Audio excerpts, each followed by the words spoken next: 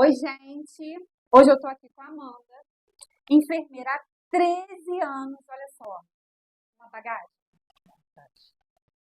Pós-graduada em TI adulta, infantil e neonatal, além de ser professora há 11 anos, área da saúde. Área da saúde. E agora ainda está fazendo uma pós em gerontologia, esse é o nome? Explica para mim o que é isso. É a saúde do idoso, né? É a enfermagem diretamente ligada à saúde do idoso, que era o que eu sempre quis mexer desde sempre. Fui para várias vertentes, mas é uma coisa que eu sempre gostei. Quedinha, né? Sempre tive uma quedinha para os idosos. A Suelen que esteve aqui, ela também adora trabalhar com idosos. É muito gostoso. Pilates. Gostoso. Então, hoje eu convidei a Amanda, que eu já sou fã dela, já tem um tempo. Eu não contei para vocês, mas as pessoas que eu estou convidando aqui primeiro são pessoas que eu já tinha uma admiração já há algum tempo. E a Amanda faz parte desse grupo. Ela não podia, na verdade, ela quase não quis. Eu a obriguei, entendeu? O tema também, ela não queria, porque ela fica emocionada. Por quê? Eu queria que ela falasse sobre os desafios e as recompensas da enfermagem. Gente, tinha que ser ela, não tinha como.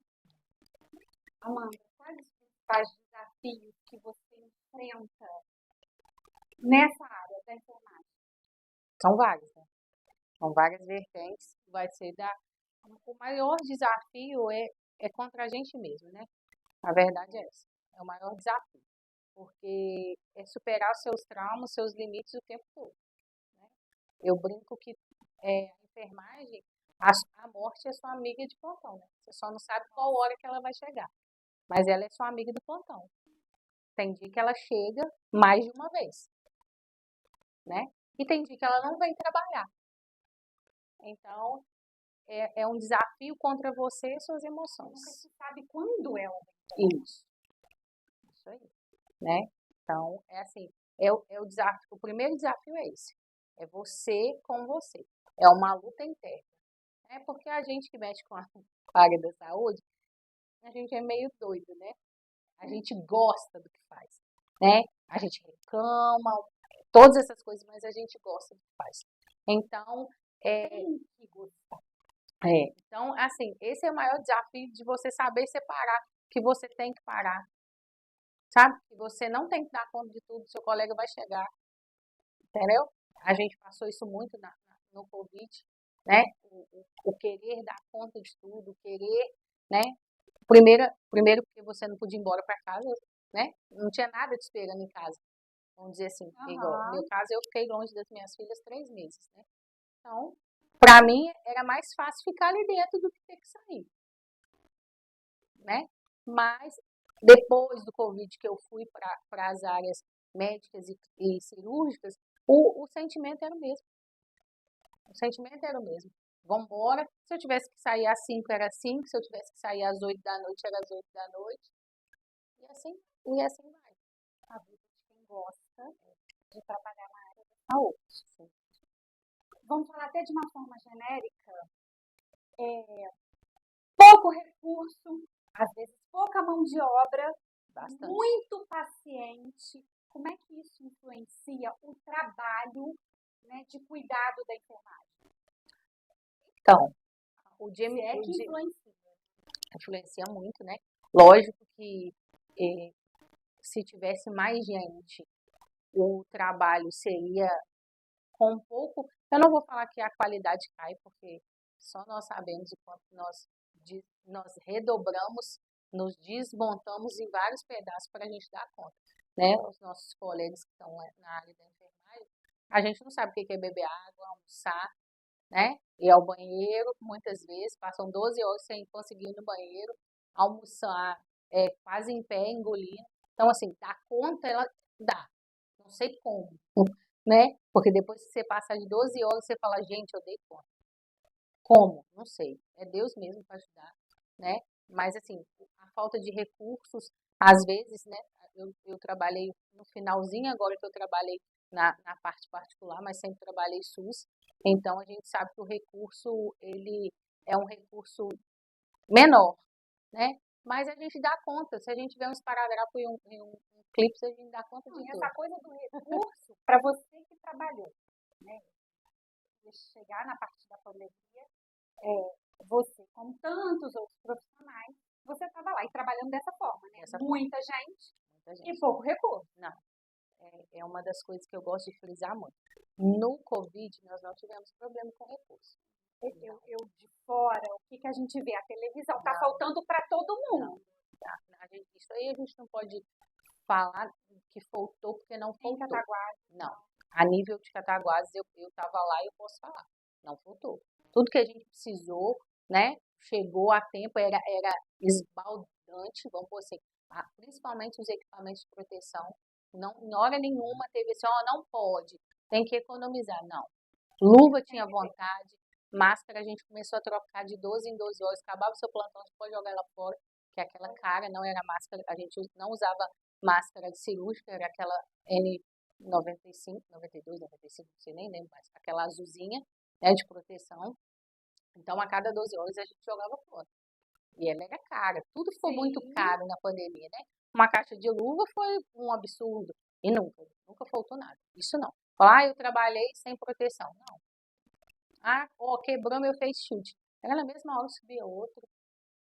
Sempre teve recursos assim, graças a Deus. Que bom, né? Vamos falar isso, porque né, o que a gente pensa é o que a gente via na televisão, Rio de Janeiro, São Paulo. Eu posso falar a nível de Cataguases, né? Não faltou. Recurso não. Né? Nisso, a gestão, né, entrelaçada juntamente com a Secretaria de Saúde, sempre deu esse suporte muito bom. O medo no início foi porque a gente ainda não tinha vacina, aquelas coisas todas. E você estava lutando com um inimigo invisível que ninguém conhecia ele. Mas assim, falar de recurso, faltou luva, faltou máscara. Não faltou. Não. Você falou sobre a morte estar sempre ali. Mas a morte não saiu dali, né? Na época da pandemia, o psicológico. Você perdeu o colega de trabalho. No meu plantão, por sinal. Como é que foi isso? Como é que foi lidar com isso? A primeira foi a cremosa, a Aline. Falei que eu ia até vim com a blusa dela, esqueci. A Aline, ela foi entubada no plantão seguinte ao meu, né? Nós que demos a notícia, nós que levamos ela para a UTI. Porque até então, nessa época, a enfermaria era do lado da UTI. Depois que desceu para o outro andar, porque teve que crescer. Então, a Aline, a gente que comunicou que ela ia para a UTI, né? Aí as histórias por trás do Covid são cada uma mais emocionante que a outra. Ela ligou para todos os familiares, antes da gente pegar o telefone, explicar para ela, ela já sabia, porque você é da saúde, você sabe tudo que vai acontecer com você. O problema é saber ler o monitor. Isso. E ela olhava o monitor o tempo todo, então ela sabia o que ia acontecer. Né? Então, ela só não conseguiu falar com o pai. Com o pai ela não conseguiu, mas com a filha, com a mãe, com as irmãs, ela conseguiu. E lidar com o colega, saber que ele não tá ali porque ele foi numa festa clandestina, ele não foi ali porque ele estava num barzinho, ele está ali porque ele estava trabalhando. Então, assim, só que a Aline, nós não participamos da morte dela. A Aline não faleceu no meu plantão. Nós testamos, ela entrou na quinta-feira e por causa dela, a secretaria, não sei se foi do estado, ou se foi, essa parte eu não vou saber falar muito bem, pediu para testar as duas UTIs. E nessa testagem foram afastados 56, acho que é 56 profissionais das duas UTIs. O meu plantão, por sinal, todo mundo saiu. Então, quando a gente ficou 3 dias em casa, sendo monitorado o tempo todo dia a gente ia no posto de saúde. O posto do Paraíso, ele foi a nossa base, né? A gente ia lá quase todos os dias. Aí veio um outro teste para a gente, nós fizemos esse novo teste. Quem estava positivo ficava em casa e quem estava negativo retornava. Não é por causa de, nossa, tá doente, não. Se você estivesse bem, não senti nada, porque eu não senti nada, graças a Deus. Se deu negativo, você volta ao trabalho, porque a gente estava passando aperto. São 56 colaboradores fora. Acho que era esse número mesmo. É alguma coisa assim, 56, 46. Então, eu voltei, eu e alguns colegas voltamos, mas ela já tinha partido. No último dia do nosso isolamento, foi de manhã. Na madrugada, né? De manhã, amanhecendo o dia. Ela partiu. Já o Jefferson não. O Jefferson foi no meu plantão.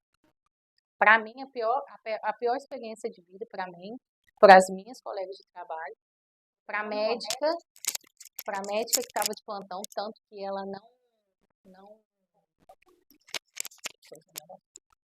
tanto que ela não voltou mais. Daí ela pediu demissão, porque as duas mortes foram no plantão dela. Então, assim, o Jefferson ainda é uma história mais marcante ainda, porque é só a gente, você sabe que eu confio muito em Deus, né? Você me conhece já há muito tempo. E o Jefferson é uma história muito, nem sei se eu posso falar isso, né? Mas eu vou falar.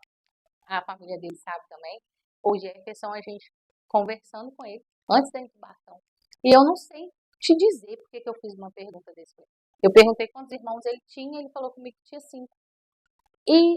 Só que ele falou assim, olhou nos meus olhos, não sei por quê, qual motivo, mas Deus tem todas as vertentes dele, e falou comigo assim, a gente não conversa. E eu falei com ele, quer ver ele? Ele falou, quero. E a gente não tinha visita. Aí eu fui, conversei com a médica, ela, Amanda, olha a situação que você vai me colocar. Eu falei, não, a gente consegue.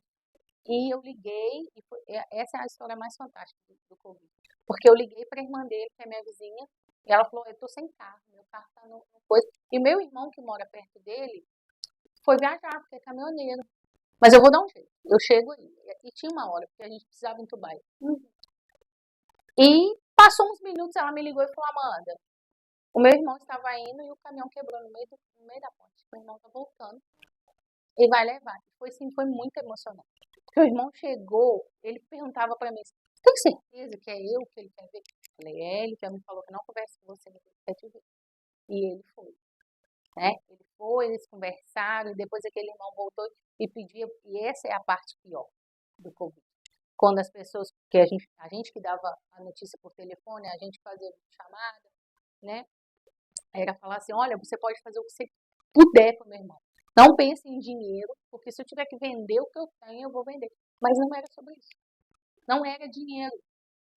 A gente tem noção que chegou um ponto que chegou no finalzinho, tinha uma medicação que custava 16 mil e as pessoas se viravam para ter ela. Mas não era sobre isso.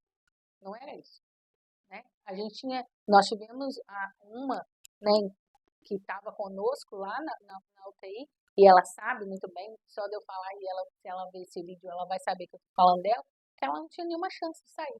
Nenhuma. Ninguém saiu. Tá bem, graças a Deus, bonita. E saiu. Então o Covid, ele tinha muito disso, porque era muito instável. Quem você achava assim, esse daqui não vai ter jeito, não. E era assim, eu não estou falando de pessoas diferentes. Às vezes no quarto você tinha um pai com filho, uma irmã num quarto, uma irmã no outro, e o outro irmão na enfermaria.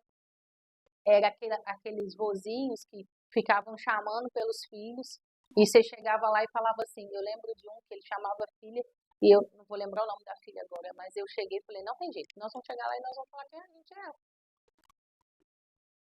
E aí só se acalmou quando a gente falou isso. Acho que era Heloísa.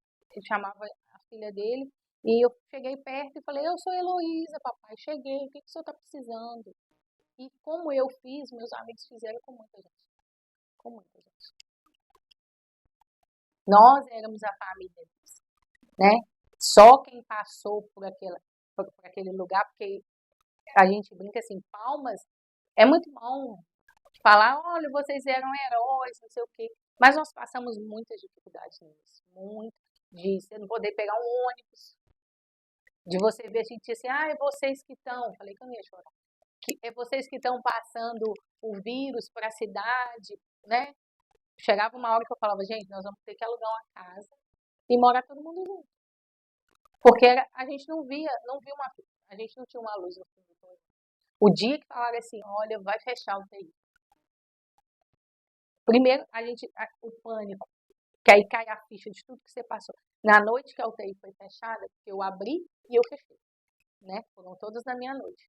Quando nós fomos fechar a UTI, eu e minhas meninas, que eu chamo elas de minhas meninas, né? Carmen, Fabiana, Ariana e Natália, quando nós fomos fechar a UTI, nós paramos, olhamos uma para a outra e falando assim, a gente venceu. Porque não foi fácil. Não foi. De jeito nenhum. Só eu falando, vocês não conseguem mensurar nem um terço do que foi. Porque foi muito triste. Você tem que ligar para os seus amigos, amigos mesmo, e ouvir o grito do outro lado. Porque você que teve que. Como tinha pessoas que era a gente que tinha que dar notícia. Né? Eu via os gritos. Tinha uma família muito amiga, que eu tenho um carinho enorme, era muito perto do hospital, e eu ouvi os gritos do hospital. Né? Mas a gente tem histórias de. São muitas histórias, né? Uma história de que ela vai saber que é dela que eu tô falando. O pai estava, e o sonho do pai era ser avô, e a gente sabia que aquela era a última noite, eu já tinha conversado, ela já tinha levado a roupa, porque ainda tinha o problema da roupa, né? Você entregar para uma família que não pode velar, e ainda o pai, ou a mãe, ou o filho, ou algum familiar dentro de um saco, é muito triste. E ela pediu, pelo amor de Deus, para não deixar ele ir. E ela levou a roupa para ele naquele dia, e ela falou assim comigo, eu acho que eu tô grávida. E eu sabia que o sonho dele era ser avô. Ela foi embora, e eu lembro que eu entrei dentro do quarto e falei, rapaz, você tem que reagir. Você vai ser avô, sabe? E dá uns estímulos no monitor que a gente já não sabe se é porque a gente está estimulando, falando, não sei, né? E quando eu lembro que eu contei para ela depois disso, e realmente ela estava grávida, né? E eu contei para ela, falei, não, ele foi saber que ele tinha uma neta na casa, mas é complicado. As histórias são histórias pesadas. Você viu muita gente entre a enfermagem, vou falar da enfermagem, chegando no limite, eu não aguento mais ficar aqui, eu não aguento mais ver isso, para mim deu. Nós temos uma colaboradora nossa que ela tinha 10 anos, ela pegou a bolsa e foi embora. Não vou ficar.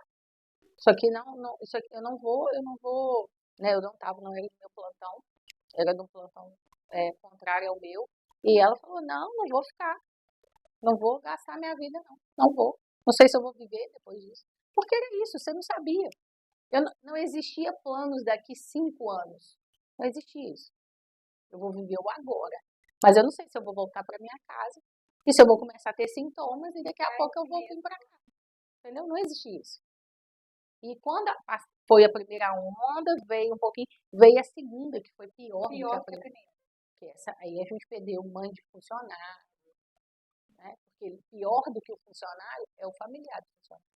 Está lá lutando para ver a melhor de todo mundo e ver algum da família. Que aí, quando começa a ver a família entrando, você começa a entrar em pânico.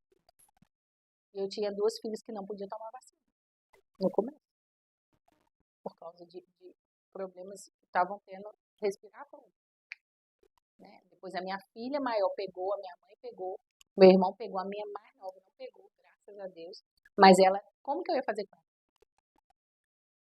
Aí eu falava, não posso trazer para minha casa. E na casa da minha mãe todo mundo tá com Covid. Né? Aí eu lembro que eu falo que ela é uma graça, né? Todas as duas. Mas a menor ela falava, pode, mamãe, ficar tranquila. Eu não vou tirar a máscara. E não tirava. Ficou dentro da casa da minha mãe. Ela dormia num quarto separado. E quando ela ia pro quarto, ela tirava a máscara. Mas enquanto ela estava lá, ela não tirava. E não pegou. Eu acho que Deus também tinha que me guardar, senão eu ia ficar doida. Bom, tem todo esse sacrifício, mas eu acredito que também tenha os benefícios. Claro. Acho que fala para mim sobre esses benefícios. Tem que isso aqui é recompensador. É o que o meu trabalho, eu penso que no final eu vou ganhar isso. Eu falo que para mim, essa pergunta para mim, você perguntou para a pessoa errada. Porque eu sou apaixonada pelo que eu faço. Não, eu sei, eu te conheço, eu sei. Mas tem aquilo, nossa, foi tão bom isso. Eu falo que o Covid foi muito ruim. Mas a família Covid, que a gente fala, que somos os 4 plantões, né, a nossa coordenadora, os médicos envolvidos, a nossa família mesmo, né? Ela foi equipe do plantão. Isso. Foi o que fez valer tudo a pena. Porque a gente era muito unido. Né? Não existia a rivalidade que a gente sabe que existe na enfermagem. Lá não existia isso. Não existia. Né? Lógico que nós temos defeitos e qualidades, e às vezes a gente dava uma estressada uma com as outras, mas era uma grande família, tanto que somos até hoje amigos, né? Encontramos direto, falamos quase todos os dias no WhatsApp, é uma família. Como eu falo, o plantão eu chamo de minhas meninas, tem umas que são mais velhas que eu, mas são minhas meninas, né? E assim, a enfermagem, ela é recompensadora. Quando nós tivemos muita morte, né? Já teve plantão, a gente perdeu 8 pacientes em 12 horas, né? Quase uma por hora. Mas quando começou a sair, a gente não tinha o prazer de devolver eles para casa, porque a gente devolvia para as enfermarias. Mas já era uma grande vitória, né? A festa ficava para as meninas da enfermaria, né? Mas era uma festa nossa também. Quando a gente, falei, gente, vamos começar agora a tirar foto, mandando. Não, o primeiro paciente que a gente levou de volta para a enfermaria foi falou, isso, tá valendo a pena, nós vamos conseguir. Por quê?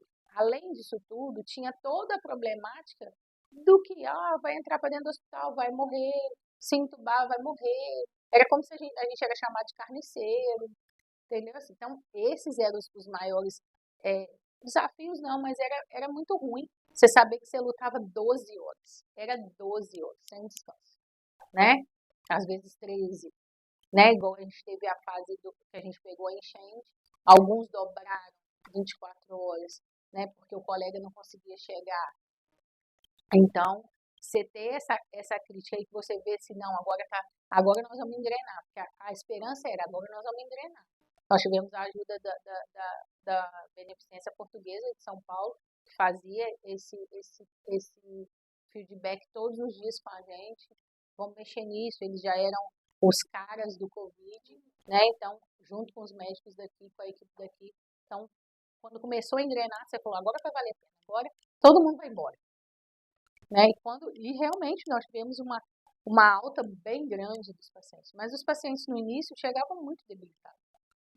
Né? Já chegavam porque as pessoas deixavam para ir para o hospital. Isso. Era o medo. Eu vou para lá e eu vou morrer. Eu vou ser entubada, eu vou morrer. Então, assim, esse início ele foi muito desafiador, né, para a gente, pelas questões das pessoas, da fala das pessoas. Mas quando isso começou, as altas, foi muito gratificante. Não só a enfermagem, ela é gratificante em todas as partes. Eu ia falar agora no geral, no seu dia a dia, né? Você hoje trabalha com idosos, além de professora, mas qual a parte gratificante? Eu acho que cuidar do outro é excepcional. Já é isso, já é a arte mesmo, né? Não é uma arte que você tem todos os dias, você poder olhar. Eu falo que hoje eu tô muito satisfeita, né? Eu não trabalho diretamente no hospital, mas trabalho hoje em outro lugar, né? E como eles são todos, né, idosos, eles esperam você para te dar bom dia, né? Isso. E tipo assim, eles gostam de abraçar, gostam de dar beijo. Você atrasou, hoje você atrasou, né? Ou às vezes eu falo assim, eu vou fazer não sei o quê, e aí deu certo. Sabe? É muito gratificante, muito. Eu acho que tem pessoas que elas querem um mínimo de amor. E o pouco de amor que você dá, eu lembro que eu tenho uma idosa que para ela, idoso tem problema com rotina, né? E eu falava com ela assim, nossa, seu vestido tá tão bonito. Então hoje ela toma banho e me espera só para eu falar que o vestido tá bonito. É gostoso. Demais. Amanda, e a questão psicológica? No geral, eu imagino que no Covid seja pior, mas no geral, porque o a longo prazo, né? Eu estou bem, mas você vai vivenciando coisas, e muitos profissionais trabalham além da sua capacidade emocional, né? Por uma necessidade financeira, né? Às vezes é para sustentar a família. Como é que um enfermeiro cuida dessa coisa do emocional? O enfermeiro é mais difícil. Por quê? Você tem que cuidar do seu e de quem está com você. Né? Porque vou pôr a nível de Covid primeiro. Eu tinha que estar bem, mesmo que eu não tivesse. Porque eu tinha 4 comigo. Eu sabia que se eu abaixasse a cabeça, eu poderia deixar elas com a cabeça baixa também. Então, tinha muita conversa, a gente conversava muito, olha, o que não dá para você fazer, avisa. Né? Vamos tentar. Eu sempre estive junto com elas, sempre peguei junto. Se der pra jantar, vai jantar. Todo mundo. Se uma não jantar, ninguém janta. Eu brincava assim com elas, né? Se um der pra esticar as pernas, porque o que dava pra fazer era quando você fosse fazer as anotações, você esticar a perna, né? Se uma der pra esticar, estica todo mundo. Se não der, ninguém estica. E eu falo que no Covid, eu não sei se, pelo menos para mim, né? A minha cobrança é eu tenho que estar bem, eu tenho que estar bem, eu tenho que estar bem, que a exaustão veio depois. A exaustão veio depois. Isso. Quando eu saí do Covid, fechou o Covid, eu fui para outro setor. Não estava mais à noite, estava de dia, aí o psicológico bateu. Aí quando eu fui para minha terapeuta, ela falava comigo assim, ou você dá uma freada, ou você vai ter que parar. Né? Eu tive síndrome de burnout depois, né? Muito ruim. Eu não queria levantar da cama, parecia que a cama me abraçava. Eu sabia que eu tinha que fazer, eu sabia, e era muito ruim ver minhas filhas. Porque elas já tinham passado toda aquela privação comigo no Covid, e tinha dias que eu não dava vontade de falar. Você quer conversar? Não, não quero conversar. Eu não quero falar. Né? Aí ela falava comigo, é alguma coisa que vocês viram lá? Não, não sei, o cérebro cansou. Literalmente, é como se a máquina, acabou a bateria. Eu não tinha vontade de fazer nada mais. Nada. Eu queria ficar deitada. Né? E outras colegas também passaram isso. Né? No Covid, a gente não procurou ajuda. Né? Ajuda não dá. Né? A gente não pode colocar a culpa, pelo menos eu não posso colocar a culpa, eu não tive, não sei o quê. Eu não procurei. Não sei as outras pessoas, mas eu não procurei. Porque na minha cabeça eu achava que eu dava conta. Né? Eu falava assim, era adrenalina pura o tempo todo. Eu vou inventar uma síndrome agora de máquina. Isso. Vou inventar. Acabei de inventar a síndrome de máquina. Sim. A gente acha que dá conta de tudo, né? E era bom aquela adrenalina, apesar de todos os contratempos, a adrenalina era emocionante. Na verdade, nós somos viciados na adrenalina. Né? A verdade é essa, e no café, que não falta. Mas esse é o emocional. Eu acho que todos nós somos. Eu brinco que a gente, o final da nossa vida é sempre lá na área da psiquiatria, né? Todo mundo na enfermagem toma um remedinho controlado. Ainda fala que é uma prazolam de 0,5. Isso. Nós não cuidamos da nossa saúde, a verdade é essa, né? A gente cuida da saúde dos outros. Não. Nem a saúde mental, nem a saúde física, nem prevenção. Mas hoje você tá tranquilo. Sim. Hoje eu consigo ver, hoje eu já consigo pôr limites, né? Por mais que eu falo assim, não, eu sou super empolgada, eu acho que eu dou conta de fazer tudo. Aí eu falo, não, Amanda, não é desse jeito, não dá. Isso, não dá pra você ir, você sabe que você não vai. Você vai se estressar aí depois, vai faltar tempo para suas filhas, e a pior coisa é você ver que você está trabalhando tanto e você está terceirizando os serviços com seus filhos. Eu, graças a Deus, no Covid, por exemplo, eu tive a minha mãe, que foi meus braços e minhas pernas. Meu marido continuou trabalhando, né, serviços essenciais igual eu, mas a minha mãe estava em casa, então a minha mãe foi meu braço e minhas pernas. Cuidou das minhas filhas para mim, mas doía quando as minhas filhas, ela falava assim, eu vou pedir para minha avó, porque eu sei que você não tem tempo. Aí isso doía. Aí você falava assim, opa, é isso que hoje eu penso. Eu preciso me organizar, porque minhas filhas, essa fase das minhas filhas vão passar e não vão voltar mais, né? Então, a minha segunda, ela ainda pegou muito menos do que a primeira. Porque a primeira eu fiquei em casa, a segunda eu voltei a trabalhar com 15 dias. Então, foi mais difícil, né? Para ela, mas graças a Deus, eu acho que eu tenho que agradecer muito a Deus.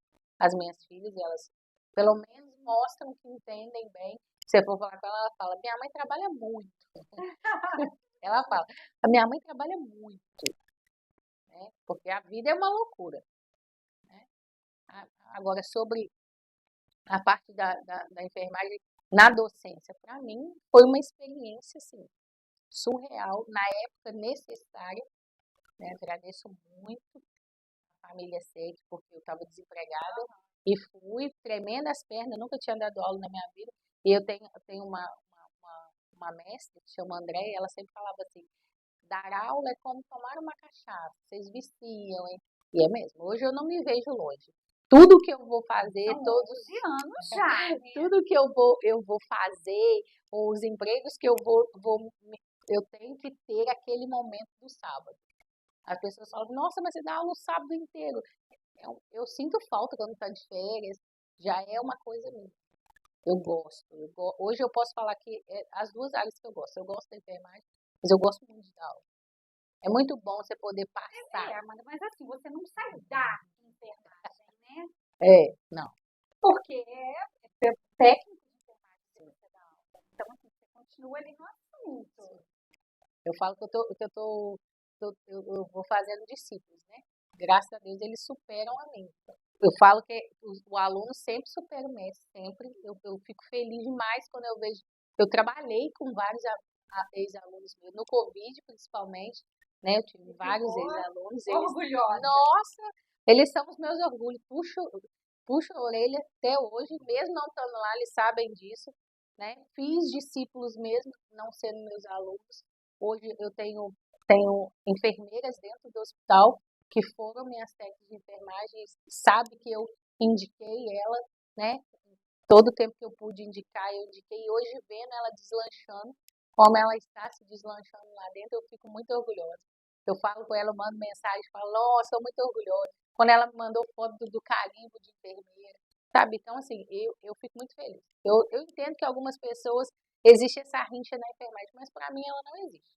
O que eu puder fazer para as outras pessoas, né? Eu falo que eu cresci com a minha mãe falando que a gente tem que ser como cachoeiro. A água tem que fluir, né? A gente não precisa ser rio para ficar com nada entulhado. O que passar por mim vai passar. O que eu aprender de novo, eu faço questão de passar para frente, porque eu brinco com os meninos lá na sala de aula, eu não consigo cuidar de mim.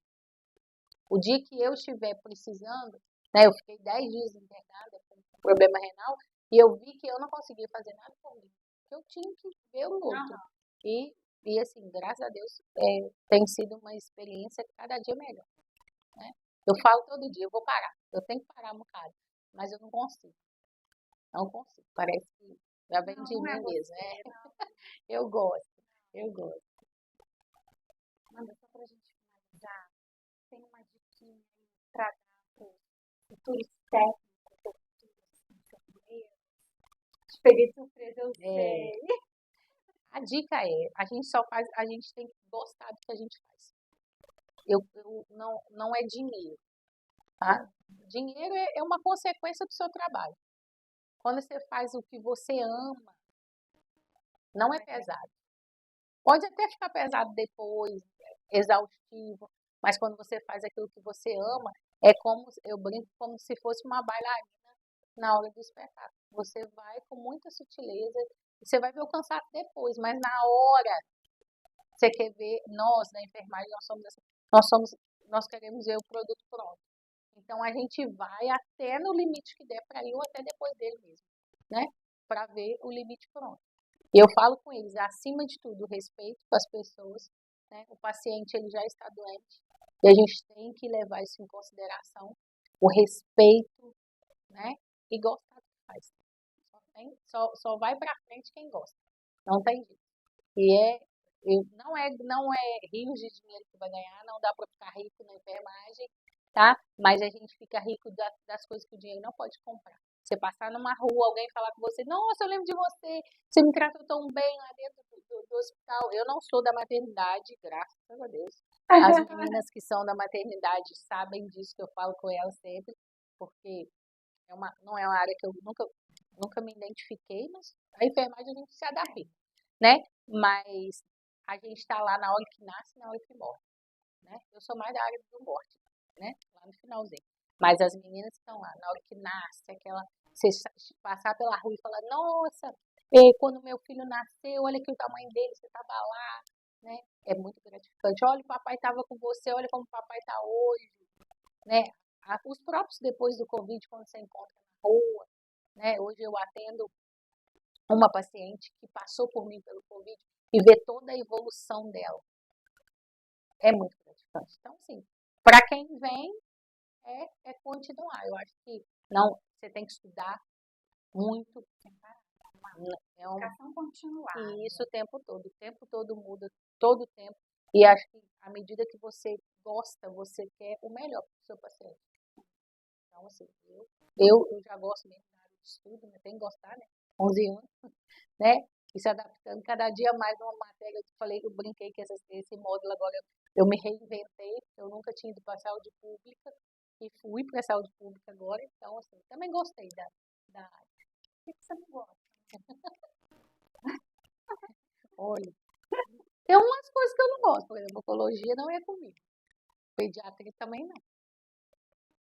Né? Mas neonato eu já dou uma dançada aí. Mas se você tiver que ir, Vou. você tira de letra, Vou. maravilhosa. Sim, vou me adaptando. Porque profissionais, bons profissionais são Isso. assim. A gente, a primeira coisa quando você aprende, quando você entra no hospital você é funcionário daquela empresa.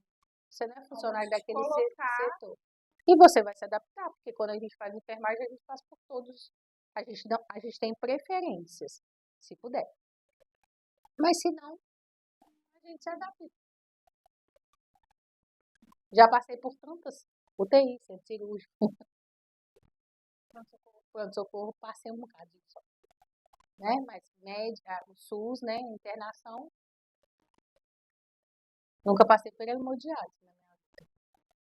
Né? É uma área que eu não sei nem como funciona. Né? Mas as meninas de lá dão um show.